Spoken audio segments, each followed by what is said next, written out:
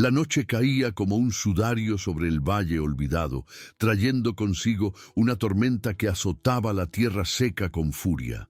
Dentro de la casa principal de la hacienda, el aire era aún más pesado, denso con el olor a alcohol y miedo. A la luz trémula de un candil, Elena estaba acurrucada en un rincón. Su cuerpo adolorido, un mapa de violencias recientes y antiguas. La fina tela de su vestido estaba rasgada en el hombro, y sus ojos, hundidos y exhaustos, estaban fijos en la frágil figura de su hijo Miguel, que dormía en una cuna improvisada, ajeno al infierno que los rodeaba. El coronel Amancio, su marido, se erguía sobre ella, una montaña de brutalidad y desprecio. Ya no gritaba. Su voz era un susurro cortante, más cruel que cualquier golpe. Con la punta de la bota, le tocó la mano en el suelo y dijo, la frase clavándose en su alma como un hierro al rojo vivo: «Tú y esa cría son míos. Recuerda tu lugar, mujer. La tierra y todo lo que en ella pisa me pertenecen». Cuando la puerta se cerró de un portazo, el sonido resonó en el silencio opresivo y la casa pareció contener la respiración. Elena permaneció inmóvil por un largo momento. El único sonido era el del viento aullando afuera y el llanto mudo que sacudía sus hombros. Las palabras de Amancio resonaban en su mente no como una amenaza, sino como una sentencia. Fue la mención a Miguel, la forma en que lo llamó cría, lo que finalmente rompió las cadenas del miedo paralizante. Ella levantó el rostro y en el reflejo de un trozo de espejo en la pared, no se vio a sí misma, sino a una extraña de ojos vacíos. El amor por su hijo, sin embargo, era una brasa que ninguna violencia podía apagar. El instinto de protección, puro y salvaje, se apoderó de su cuerpo. Con una determinación que no sabía que poseía, se levantó, ignorando el dolor, y sus movimientos se volvieron precisos. Tomó a Miguel en brazos, envolviéndolo en una manta raída y con el corazón martilleando contra sus costillas, giró el pomo de la puerta saliendo a la oscuridad de la tormenta. Si te emocionan las historias de superación y coraje, suscríbete al canal para seguir este y otros relatos inspiradores. La huida era un borrón de lluvia y desesperación. Elena corría con Miguel en brazos, el peso del hijo mezclándose con el peso de su propia vida miserable. Cada paso en el lodo era un esfuerzo monumental, los pies descalzos, rasgados por piedras y ramas. El viento aullaba como los gritos de Amancio, y los relámpagos revelaban un paisaje hostil, tan desolado como su alma. No tenía un destino, solo la necesidad visceral de poner distancia entre su hijo y la furia de aquel hombre. La fuerza, sin embargo, es finita. Después de horas de carrera a ciegas, sus piernas cedieron, el mundo giró, y ella se desplomó en la frontera de una pequeña propiedad, la conciencia desvaneciéndose mientras una luz amarillenta y débil parpadeaba a lo lejos, la última imagen de una esperanza casi extinta, un faro solitario en la inmensidad de Misesen. Su noche oscura y tempestuosa. Al rayar el alba, la lluvia dio paso a una niebla fría que se aferraba al suelo. Fue así como Arthur la encontró, una figura caída cerca de su cerca, abrazada a un pequeño bulto que era su hijo. Se acercó con cautela, sin la prisa ni la agresividad que Elena esperaba de un hombre. Sus manos eran gruesas, callosas por la tierra, y sus ojos, de un castaño profundo, cargaban una tristeza antigua, pero no había en ellos ningún rastro de malicia. No hizo preguntas, no la juzgó, solo se quitó su propia chaqueta raída, la cubrió suavemente y, con un gesto mudo de la cabeza, señaló el granero. Para una mujer que solo conocía el lenguaje de la violencia y la posesión, aquel acto de compasión silenciosa fue más impactante y desarmante que cualquier grito, una oferta de refugio que parecía venir de un mundo que ella ya no creía que existiera. El granero se convirtió en su primer refugio en años. El olor a heno y tierra húmeda llenaba el aire.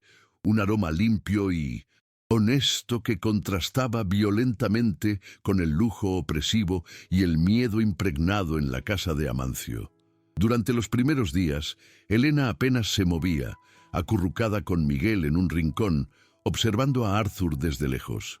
Desconfiada, analizaba cada movimiento de él, esperando el momento en que la máscara de bondad cayera para revelar al monstruo que ella creía que vivía en todos los hombres. Pero Arthur solo cuidaba de su tierra, con una dedicación silenciosa y reverente. Araba, plantaba y regaba, sus gestos lentos y rítmicos. Aquel lugar humilde, con sus rendijas por donde se infiltraba la luz del sol, era más seguro que cualquier pared de piedra que alguna vez la había aprisionado. Las noches en el granero eran largas, llenas de fantasmas. En su mente, Helena revisitaba el inicio de todo, cuando conoció a Amancio. Él la cortejó con promesas de un futuro próspero y un amor protector. Ella, joven y soñadora, creyó cada palabra, viendo en su imponente figura una seguridad que nunca había tenido. Pero el amor que él prometía era en realidad posesión. La protección se convirtió en control, los celos se transformaron en acusaciones y las acusaciones en violencia. Poco a poco, él la aisló del mundo, quebrando su espíritu con humillaciones diarias, hasta que ella internalizó la creencia de que no valía nada, de que era su propiedad. Su mayor herida no estaba en los moretones, sino en la convicción de que el amor era solo una trampa para aprisionar y destruir. Arthur también cargaba sus propias cicatrices, invisibles a los ojos. Su quietud era el luto que se había instalado en su alma desde que la fiebre se llevó a su esposa, Rosa, el año anterior. La casa, antes llena de risas, se había convertido en un santuario silencioso de memoria. En el centro de su pequeño jardín, un único rosal rojo, plantado por ella, era el punto focal de su dolor y de su amor. Lo regaba todos los días, un ritual sagrado. Al ver a Helena y a Miguel tan quebrantados y asustados, algo dentro de él se conmovió. No era lástima, sino un reconocimiento. La presencia de ellos, aunque silenciosa y distante, era un soplo de vida en medio de su soledad, un sonido nuevo en la quietud de su mundo de añoranzas. El puente entre los dos mundos heridos fue construido por la inocencia de Miguel. Libre del miedo que paralizaba a su madre, el niño comenzó a explorar el pequeño mundo de la granja. Un día se acercó a Arthur, que reparaba una herramienta, y con la curiosidad pura de los niños, ¿por qué usted no habla? Arthur dejó lo que estaba haciendo, miró al niño y con una voz grave y poco usada, respondió: algunas cosas se sienten más bonitos sin hacer ruido. La frase, simple y profunda, resonó en el corazón de Helena, que escuchaba a escondidas. Aquella tarde, Arthur pasó horas tallando un pequeño pájaro de madera para Miguel. Al ver la alegría en los ojos de su hijo, Helena sintió que la primera fisura se abría en su armadura de desconfianza. La confianza, sin embargo, no nació de las palabras, sino de pequeños gestos que se acumulaban como granos de tierra fértil.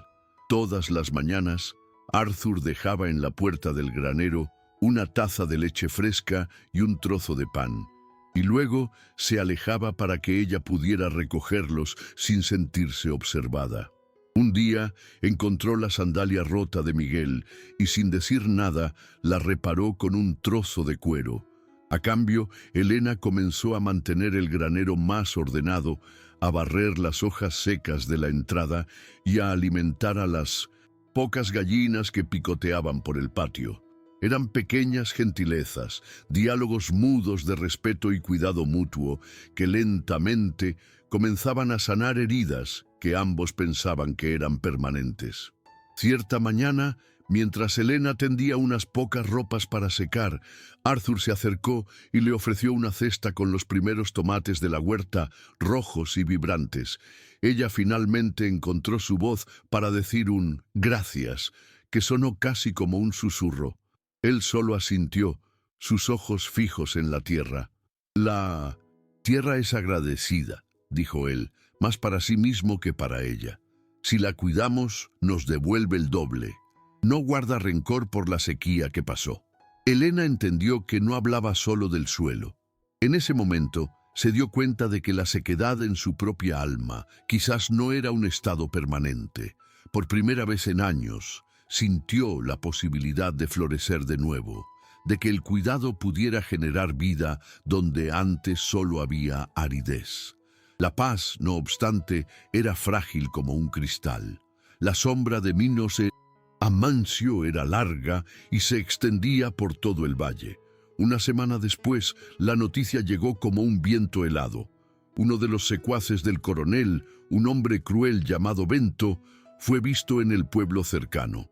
Hacía preguntas, describiendo a una mujer desequilibrada y a su hijo, ofreciendo una recompensa por información. Elena, que se había arriesgado a ir a la pequeña tienda para cambiar algunos huevos por harina, escuchó los rumores y sintió que el suelo desaparecía bajo sus pies. El miedo, que ella pensaba que estaba dormido, volvió con la fuerza de un veneno, helando su sangre y recordándole que su refugio era solo un escondite temporal y que la cacería había comenzado. Aquella noche, los demonios de Elena volvieron con toda su fuerza. Una pesadilla vívida la hizo despertar gritando, el rostro de Amancio retorciéndose de furia en su mente. Se acurrucó en el heno, temblando incontrolablemente, reviviendo el terror de sus manos sobre ella. Arthur, despertado por el grito, corrió hasta el granero. Al verla en aquel estado de pánico, no se acercó, no intentó tocarla. Simplemente se sentó a una distancia respetuosa en la entrada del granero, una presencia sólida y tranquila contra la oscuridad de la noche. Después de un tiempo, se levantó, buscó un vaso de agua y lo dejó cerca de ella sin decir una palabra. Su quietud era un escudo, su paciencia un bálsamo para el terror que la consumía. Cuando el temblor finalmente pasó, un silencio cargado de vulnerabilidad se instaló. Entre ellos, Elena, con la voz entrecortada, miró en dirección a Arthur y susurró: Él no va a parar de buscarme. Nunca. Ella esperaba una promesa vacía de protección, una bravuconada masculina. En cambio, Arthur miró hacia el campo oscuro y dijo, con su voz tranquila de siempre: El año en que Rosa se fue, una sequía terrible casi acabó con todo. La tierra se agrietó, se puso dura como una piedra. Todos dijeron que la abandonara, pero yo me quedé. Todos los días, un balde de agua. Todos los días. No necesitaba decir más. Elena entendió. Él no era un hombre de violencia, sino de resistencia. Él sabía cómo enfrentar fuerzas crueles e implacables con la terquedad de la esperanza. Al día siguiente, una nueva determinación surgió en Elena. Ya no sería una carga, una criatura asustada escondida en la oscuridad. Se acercó a Arthur mientras él preparaba la tierra y con una firmeza que la sorprendió a sí misma pidió: «Enséñeme, quiero aprender a trabajar». Él le entregó una azada. Al principio, el trabajo era un castigo. Sus delicadas manos pronto se llenaron de ampollas y callos, pero con cada semilla que plantaba, sentía que enterraba un pedazo de su pasado de sumisión. El dolor en sus músculos era real, pero era un dolor que construía, no que destruía. Estaba transformando la tierra, y la tierra, a cambio, la estaba transformando a ella, fortaleciendo su cuerpo y su espíritu. La amenaza, sin embargo, se materializaba. Cierta tarde, mientras trabajaba en el campo, Elena vio una figura a caballo parada en una colina distante, observando la propiedad. Era Bento, el secuaz. No se acercó, solo se quedó allí, una silueta siniestra contra el cielo anaranjado, un buitre esperando el momento adecuado. El miedo regresó, pero esta vez era diferente. No era paralizante, era una rabia fría. Arthur también lo vio. Sus hombros se tensaron, y aquella noche, Elena lo vio reforzando una cerca frágil en la parte trasera de la propiedad, el mismo lugar por donde ella había llegado. No dijo nada, pero el mensaje era claro. La tormenta se acercaba de nuevo, y esta vez él no la dejaría entrar sin luchar. A pesar de la creciente tensión, la vida brotaba en los pequeños momentos. Aquella noche compartieron una comida sencilla en la mesa de la cocina de Arthur, la primera vez que Elena entraba en la casa. Sopa de verduras, pan casero. Miguel, sentado entre ellos, se rió de algo que Arthur dijo, una risa fuerte y cristalina que resonó por la casa silenciosa. El sonido tomó a Elena por sorpresa y sintió que lágrimas calientes brotaban de sus ojos, no de tristeza, sino de una felicidad frágil y abrumadora. Arthur la miró y sonrió, no una sonrisa triste o contenida, sino una sonrisa genuina que iluminó su rostro cansado. Por un instante, bajo la luz del candil, no eran tres almas rotas, sino el esbozo de una familia.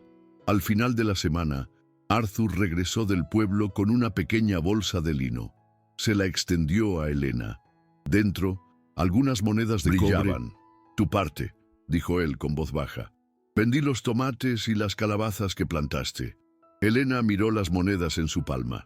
Era la primera vez en su vida que sostenía un dinero que era suyo, ganado con el sudor de su propio trabajo.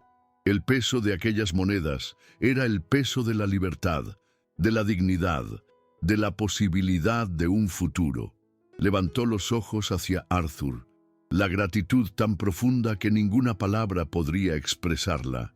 El sol se ponía en el horizonte, tiñendo el cielo de rojo y naranja, la belleza del momento flotando sobre la certeza de la violencia que estaba por venir. La naturaleza parecía sentir la inminencia del enfrentamiento. Nubes oscuras, del color de un moretón, se acumularon en el horizonte, tragándose la luz del día.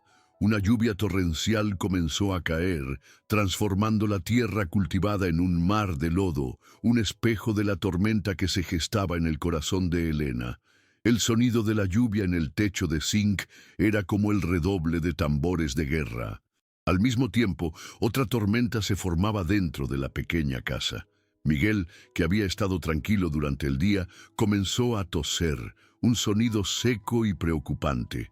Su piel ardía de fiebre, y sus ojos, antes brillantes, estaban vidriosos y perdidos. Elena lo sostuvo contra su pecho, el terror dividiéndose en dos frentes: la amenaza que galopaba en su dirección y la enfermedad que atacaba a su hijo por dentro. Entonces, el sonido. Golpes violentos en la puerta de madera, lo suficientemente fuertes como para hacer temblar toda la casa. No era un llamado, era una agresión. La voz de Amancio cortó el ruido de la tormenta, un trueno de odio y autoridad. Elena, sé que estás ahí, zorra, sal ahora, me perteneces. Cada palabra era un golpe, un intento de reavivar el miedo, de hacerla volver a ser la criatura acurrucada que él dominaba. Arthur se plantó frente a la puerta, su cuerpo delgado y fuerte, una barrera improbable. No respondió, no gritó de vuelta. Su silencio era una forma de resistencia, una negativa a participar en el juego de brutalidad de Amancio, pero su rostro estaba tenso, consciente de que la frágil madera no aguantaría por mucho tiempo. Mientras los golpes en la puerta se intensificaban, Elena libraba su propia batalla. En sus brazos, Miguel temblaba con escalofríos, su pequeño cuerpo un horno. El pánico la asfixiaba. Una parte de ella, la parte que Amancio había entrenado durante años, quería ceder. Quería abrir la puerta, entregarse, aceptar el castigo, hacer cualquier cosa para que la violencia se detuviera y pudiera cuidar a su hijo. El instinto de sacrificarse por el bien de Miguel era casi abrumador. Miró el rostro febril del niño y luego la puerta que crujía bajo los ataques. Por un momento terrible, la mujer que había sido casi venció a la mujer en la que se estaba convirtiendo. El miedo del pasado casi logró borrar la esperanza recién descubierta.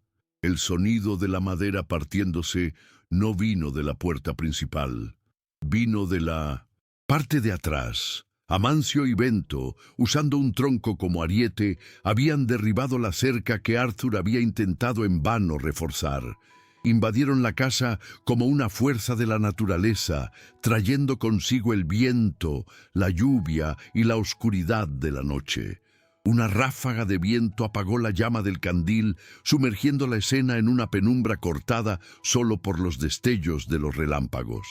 La pequeña y segura cocina se transformó en un escenario de caos y terror.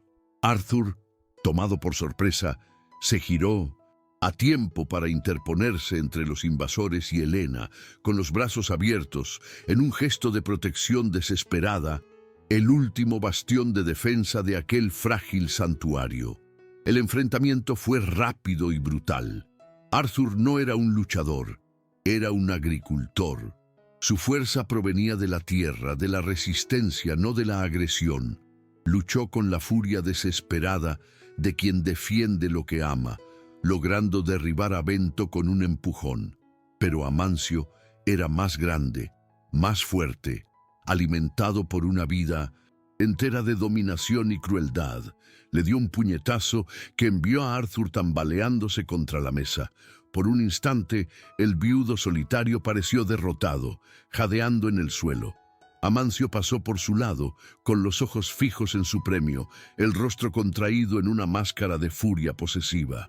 Veía a Helena no como la mujer que lo desafió, sino como un objeto que se atrevió a salirse de su lugar. Amancio avanzó, con la sonrisa de triunfo cruel en sus labios. Extendió la mano para agarrar el brazo de Helena, para arrastrarla de vuelta a la vida de la que había escapado. Fue en ese instante que la transformación se completó. Todo el miedo acumulado, todo el dolor internalizado, toda la humillación sufrida, pero también toda la fuerza recién descubierta en el trabajo de la tierra, toda la dignidad rescatada en los gestos de Arthur, todo eso se fusionó dentro de ella. No retrocedió, no se encogió. Sosteniendo a Miguel firmemente con un brazo, levantó la barbilla y miró directamente a los ojos de Amancio. Y por primera vez él no vio miedo allí. Vio una fuerza que no reconocía, un fuego que pensaba que había apagado para siempre. Su voz sonó, y no era el susurro asustado que él conocía. Era tranquila, firme e inquebrantable, cortando el ruido de la tormenta. «No me tocas más», dijo ella. Las palabras flotaron en el aire, cargadas de un poder que Amancio no podía comprender. Se detuvo, la mano a centímetros de ella, genuinamente sorprendido. Ella continuó, cada palabra una palada de tierra sobre el ataúd de su antiguo yo. «No soy tu tierra para ser poseída, no soy tu casa para ser encerrada, no soy tuya». No era una súplica, era una declaración de independencia, una afirmación de su propia alma. En ese momento, la batalla principal fue ganada. No con los puños, sino con el redescubrimiento de su propio valor. La audacia de ella rompió el hechizo de poder de Amancio, transformando su sorpresa en furia ciega. Rugió y se lanzó hacia adelante, pero la vacilación de un segundo había sido suficiente. Arthur, recuperado, se lanzó contra las piernas del coronel, derribándolo. La lucha se convirtió en un enredo de cuerpos en el lodo que invadía la casa. Fue entonces cuando algo inesperado sucedió. Luces de antorchas y candiles aparecieron en la oscuridad. Eran los vecinos, pocos y pobres, atraídos por los gritos. Vieron el coraje de Helena, la decencia de Arthur y la brutalidad de Amancio, e hicieron su elección. Armados con machetes y azadas, formaron un círculo silencioso. Derrotado no por la fuerza, sino por la humillación pública, Amancio se levantó, escupió en el suelo y, junto con Bento, se retiró hacia la noche, tragado por la tormenta. Cuando el sonido de los caballos se alejó, la lluvia comenzó a amainar, como si la propia naturaleza estuviera exhalando un suspiro de alivio.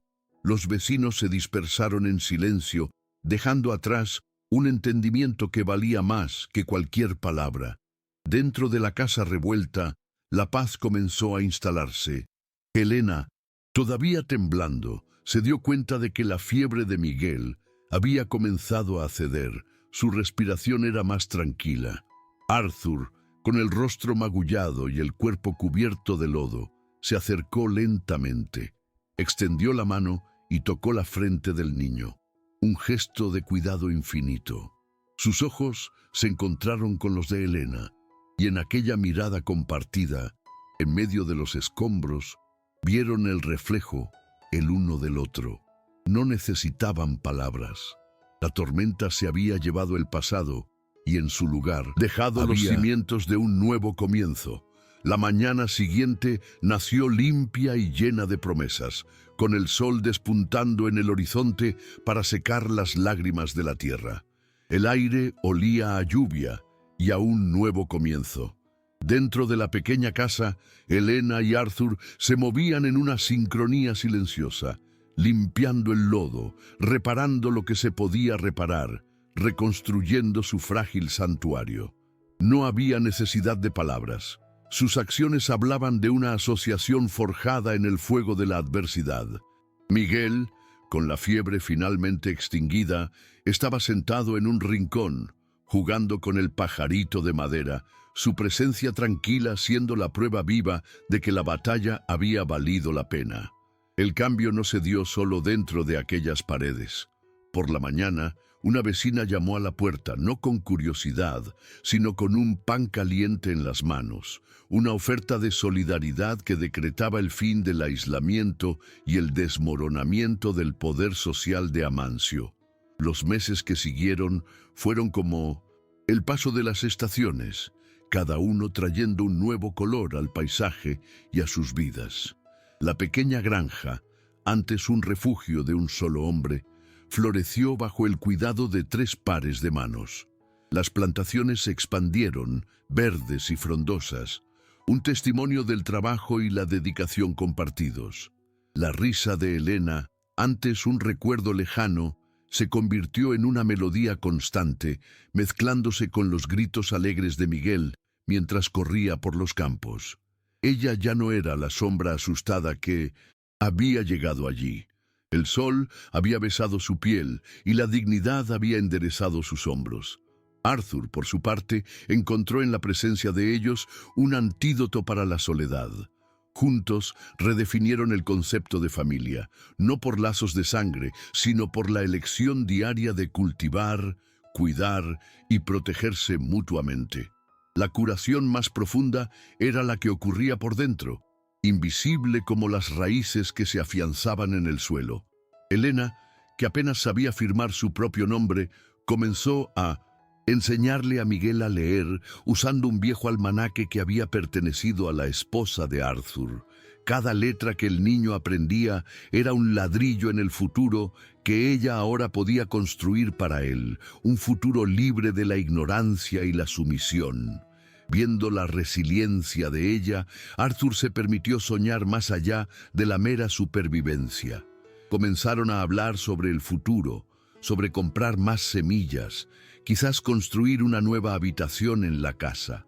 El amor entre ellos no explotó como una pasión avasalladora, sino que creció lentamente como un árbol fuerte, nutrido por el respeto mutuo y la admiración silenciosa de 2 almas que habían encontrado la una en la otra un suelo fértil para echar raíces. En una tarde de cielo azul, los 3 subieron al punto más alto de la propiedad, un lugar desde donde se podía ver todo el valle. Llevaban consigo un pequeño naranjo joven. Juntos cavaron un hoyo en la tierra rica y fértil. Aquel era un acto simbólico, Una declaración al mundo y así de que mismo. ya no estaban de paso, estaban echando raíces. Al acomodar la tierra alrededor de la base del pequeño árbol, sus manos se tocaron por un instante. La mano grande y callosa de Arthur, la mano fuerte y ahora hábil de Helena, y la mano pequeña y llena de futuro de Miguel. En ese simple toque había una promesa silenciosa de pertenencia. La tierra que antes era un escenario de dolor y huida, ahora era, innegablemente, el cimiento de un hogar. La imagen final es la de ellos, lado a lado, mirando el pequeño árbol que se mecía suavemente con la brisa. La cámara se aleja lentamente, revelando la granja, antes un punto de polvo y tristeza, ahora un oasis de vida y verdor en medio del valle. Ya no eran fugitivos, eran cultivadores. Demostraron que la verdadera fuerza no reside en no caer nunca, sino en levantarse después de cada tormenta, con las manos sucias de tierra y el corazón lleno de esperanza para empezar de nuevo. Mostraron que el amor más puro no es el que aprisiona, sino el que ofrece un puerto seguro, un pedazo de tierra fértil, donde el alma del otro puede, finalmente, florecer en paz y libertad. Si tú también crees que el amor y el coraje pueden curar las heridas más profundas, suscríbete al canal y cuéntanos en los comentarios desde dónde nos estás viendo. Tu historia también importa.